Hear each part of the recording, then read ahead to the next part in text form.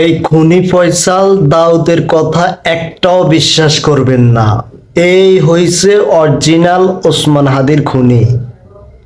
এই বাইরের রাষ্ট্রে পলাই গেছে, এখন সব মিথ্যা কথা বলতেছে। ভিডিওটা শেয়ার করেন, ওর কথা কেউ বিশ্বাস করবেন না, ও সবাইকে বোকা বানাইতেছে। বুঝছেন, বাংলাদেশের মানুষ এত বোকা না। ভিডিওটা সবাই শেয়ার করেন আর ওর কথাগুলো শুনেন।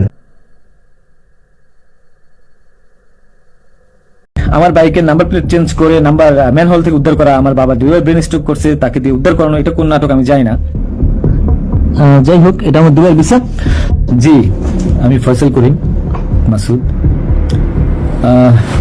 বিগত 12 ডিসেম্বর ওসমান হাদির নামে যে ব্যক্তির হত্যা মামলা আসামি আমাকে করা হয়েছে, আসলে আমি এই মামলার সাথে এই ওসমান হাদির যে হত্যা, এই হত্যার সাথে আমি কোনোভাবে প্রত্যক্ষ বা পরোক্ষভাবে জড়িত না।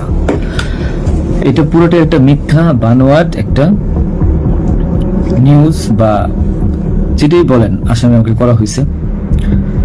করার পিছনে বেশ কিছু কারণ আছে, কারণ আমি তার প্রচারণে ছিলাম, আমি তার অফিস বলেন, আড্ডাখানা বলেন, যেটাই বলেন আমি সেখানে ছিলাম। সেখানে থাকার পিছনে মূল কারণটা হলো, আপনারা জানেন যে আমি অ্যাপেল সফট আইটি নামে একটা প্রতিষ্ঠানের মালিক। বিগত 10-12 বছর ধরে প্রতিষ্ঠান আমি চালাচ্ছি। এই প্রতিষ্ঠান থেকে আমি প্রায় 20-30 কোটি টাকার কাজ করেছি উইদাউট তদবির, সুপারিশ ছাড়াই। কারণ আমি ব্যাটল অফ 71 এর প্রতিষ্ঠাতা। ব্যাটল অফ 71 এর মতো একটি গেম বানিয়ে আমি বাংলাদেশে জাতীয় পুরস্কার পেয়েছি। আমি সফটওয়্যার ইঞ্জিনিয়ার, আমি এমবিএ করেছি। এখন কথা হচ্ছে সেটা না, কথা হচ্ছে যে আমি সেখানে কেন গেলাম। সরকার পতনের পর আমার ব্যবসা প্রতিষ্ঠানে অনেক লস হয়, যেখানে আমি ঋণগ্রস্ত হয়ে যাই। তো আমি কিছু কাজ, নতুন কাজ, আইটির কাজ জমা দিয়েছি। তো আমি তাদেরকে জমা দেওয়ার পর আমি দেখলাম যে তদবির সুপারিশ এখন দরকার হবে, কারণ যেহেতু আমার ব্যক্তিগত প্রোফাইলে এখন কোনো কাজ হচ্ছে না। তো আমি ওসমান হাদির ওখানে যাই, তার সাথে কথা বলি। বলার পর সে আমাকে আশ্বস্ত করে বলে যে সে আমাকে কাজ পাইয়ে দিবে। এই বাবদ সে 5 লাখ টাকাও চায়। আমি 5 লাখ টাকা দিই তাকে, নগদ চেয়েছিলাম, নগদে দিয়ে দিয়েছি। দেওয়ার পর সে আমাকে বললো, ভাই আপনি অ্যাজ এ ডোনার হিসেবে আপনি আমার যেই প্রোগ্রামগুলো হয় নির্বাচনী প্রচারণা, একটা অফিস দিয়েন বা প্রচারণের মাঝে মাঝে একটু ছেলে পেলেরে হাদিয়ে দিলেন।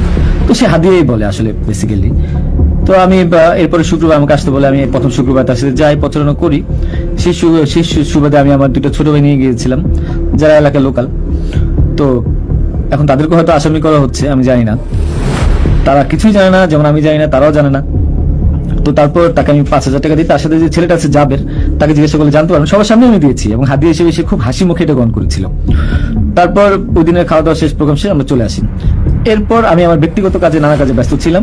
হাদি একদিন ফোন দিয়ে আমাকে বলে, ভাই 16 ডিসেম্বর আসছে, আপনার সাথে কিছু কথা আছে, আপনি আসেন। তার হোয়াটসঅ্যাপ মেসেজটা চেক করে দেখলে জানতে পারবেন। আমি কিন্তু তার নেক্সট শুক্রবার দিন, মানে আমি বৃহস্পতিবার দিন, আমি কিন্তু যাইনি। সে আমাকে ফোন দিয়ে নিয়েছিল যে আপনি আসেন, এসে আপনি দেখেন যে আপনার সাথে কিছু কথা আছে, আপনার কাজটার বিষয়ে কিছু কথা আছে, আর আমাদের 16 ডিসেম্বর প্রোগ্রামে আপনি একটু হেল্প লাগবে। তো আমি যাই। সাথে আমার বেসিক্যালি আমি বাইক চালাতে পারি না, সেজন্য আমার যে বাইক, সেই বাইকের একজন চালক ছিল, আমার খুব ক্লোজ ছোট ভাই, আমার খুব স্নেহের আলমগীর, এবং তাকে নিয়ে যাই সাথে করে। যাওয়ার পরে তার সাথে আমি পতাকা হবে 35 ইঞ্চি, 40 ইঞ্চি, 18 ইঞ্চি, এগুলো যাদেরকে জিজ্ঞাসা করলে পাবেন। তার সাথে লোক, তাদের সবাই যারা ছিল ওই সিসি ক্যামেরা যাদেরকে যাচ্ছেন সবাইকে জিজ্ঞাসা করতে পারেন। এবং তাকে 250 গেঞ্জি বানিয়ে দিতে হবে, এই জন্য কত টাকা লাগবে ডিটেল। এবং ঘটনার দিন আমাকে সে রিকোয়েস্ট করে, আজকে যারা এই যে আপনারা দেখছেন হাজার হাজার লোক, শত শত লোক, হাদির তো এত লোক ছিল না, কারণ সে আমাকে নিজেই রিকোয়েস্ট করেছিল যে ভাইয়া আপনি আমাকে 5-10টা পোলাপাইন দিয়েন, আর 16 ডিসেম্বরে 50টা ছেলে পেলে দিয়েন, যেন আমার পতাকাটা ধরতে পারে, আমার প্রোগ্রামটা সাকসেস করে দিতে পারে। তো দেখেন, তো ওই জায়গায় আমি তাকে আশ্বস্ত করি, ঠিক আছে আমি চেষ্টা করবো। তো পরের দিন আমি যাই। পরের দিন আর মাঝখানে একটা কথা বলি, আমার এরপরের দিনই দুবাই যাওয়ার কথা ছিল, যেহেতু আমার দুবাইয়ের মাল্টিপল গোল্ডেন ভিসা আছে।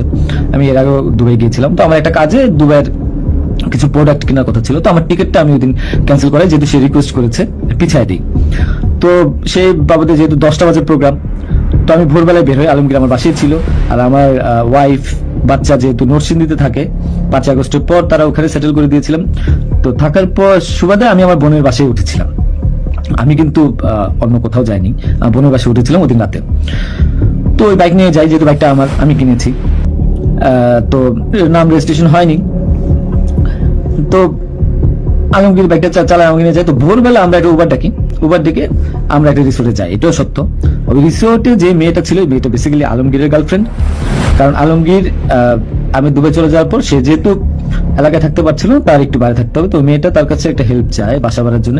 তো আলমগীর তার গার্লফ্রেন্ডকে হেল্প করার জন্য বলে, ঠিক আছে তুমি আজকে দেখা করো, আজকে আমাদের অনেক কাজ, তোমার সাথে আমি পরে দেখা করতে পারবো না। তো আলমগীরের সাথে আমি যাই। যাওয়ার পর 8টা-9টার দিকে আমি আবার চলে আসি, কারণ আমার এই টিকিটটা ক্যান্সেল করতে হবে, আবার হাদির প্রোগ্রামে যেতে হবে, ছেলে পেলে নিয়ে যেতে হবে। তো আমি প্রিপারেশন নিয়ে সকালবেলা চলে আসি। আসার পর এখানে যে মেয়েটার গার্লফ্রেন্ড বানানো, মিথ্যা বানোয়ার একটা প্রচারণা, মানে এর চেয়ে লেম জঘন্য কোনো কিছু হইতে পারে না এই দেশে। মানে আমাকে আসামি করেছেন, ভালো কথা করেন, কিন্তু এইরকম মিথ্যা মানুষের কলঙ্ক দেওয়ার কোনো মানে নেই। 17 জানেন মেয়েটা গরিব একটা মেয়ে, মেয়েটাকে ফাঁসাচ্ছেন, মেয়েটাকে যা মন চায় তাই বলান। এখন কথা হলো যে আমি প্রোগ্রাম করেছি হাদিকে, যে ওদিন কথা বলেছি, এবং ওই দিন আমি তাকে আবার 10,000 টাকা দিয়েছি, পোলাপানকে খাওয়া দিয়েন। আমি আমার বাইক নিয়ে যাই, কে বা কারা এই হত্যাকাণ্ড ঘটেছে আমি জানি না। আমি 10 মিনিট আগে তার কাছে বিদায় নিয়ে চলে আসি। আসার পর আমি বাসায় আসি, যেহেতু আমি যাবো দুবাই, আমি টিকিট ক্যান্সেল করেছি। আপনারা দুবাই টিকিট গুলো দেখতে পারেন। আমি একটু দেখাই একটা জিনিস আপনাদেরকে।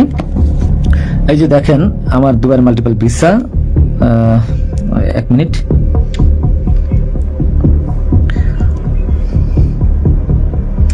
এই যে দেখেন আমার দুবাইয়ের মাল্টিপল ভিসা। হ্যাঁ, ওকে। আমি এখান থেকে ক্যামেরা যেহেতু দেখা যায় না, আমি এখান থেকে দেখাই।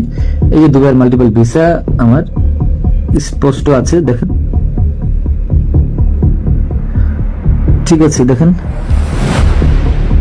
আরো ভালোভাবে যদি দেখাইতে চাই তাহলে দেখতে পারবেন, আমি জানি না, একটু ভালোভাবে দেখেন। যাই হোক, এটা আমার দুবাইয়ের ভিসা। তো এরপর আমি এই যে আমার দুবাইয়ের ভিসা, আমার ওদিন টিকিট ক্যান্সেল করি এবং আমি যাবো আমার কাছে বিদায় নিই। বৈশাখ আমার ভাগিনা একটা আছে 5 বছর বয়স, সে আমার মোবাইলটা ফেলে দেয়। মোবাইলটা ফেলে দেওয়ার কারণে যেটা হয়েছে যে আমার এই মোবাইলটা নেওয়ার জন্য আমার 2 ভাগিনা খুব দৌড়ঝাঁপ করে মোবাইলটা নিয়ে আসে। আমার কাছে ব্যাগ ছিল, এখন ব্যাগটা অস্ত্রের ব্যাগ বানিয়ে দিচ্ছে, কিচ্ছু করার নেই আমার, যা বলবে তাই সত্য।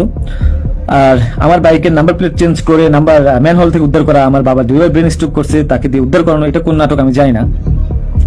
তো তারপর এই তো বাইক উদ্ধার দেখলাম, এগুলা দেখলাম, এরপর আমি বিদায় নিয়ে চলে আসি।